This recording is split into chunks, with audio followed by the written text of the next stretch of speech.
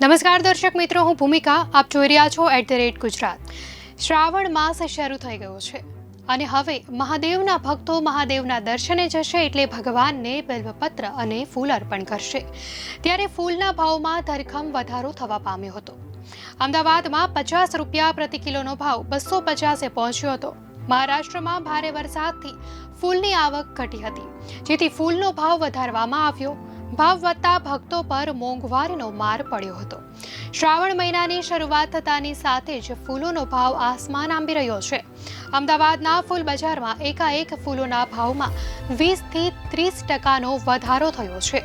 ત્યારે થોડા સમય પહેલા જે ફૂલના ભાવ 50 થી 60 રૂપિયા કિલો હતા, એના ભાવ 250 સુધી પહોંચ્યા છે. ત્યારે એકાએક ભાવ વધતા ગુલાબનો હાર ₹50ની જગ્યાએ હવે 70 રૂપિયામાં વેચાય છે. આ સમગ્ર બાબતે વેપારીઓ કહી રહ્યા છે કે ગુજરાતમાં ફૂલનું પ્રોડક્શન ઓછું થતાં ભાવમાં વધારો થયો છે.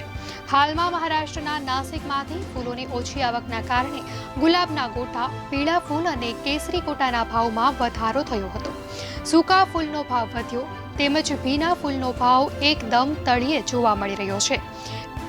ભીના ફૂલ ગણતરીના કલાકોમાં ખરાબ થઈ જતા હોવાને કારણે ભીના ફૂલનો ભાવ ઘટ્યો છે. ત્યારે મહત્વનું છે કે ભોળાનાથના ભક્તો શ્રાવણમાં નાથના દર્શન પણ કરશે અને તેમને ફૂલોનો શણગાર પણ કરશે.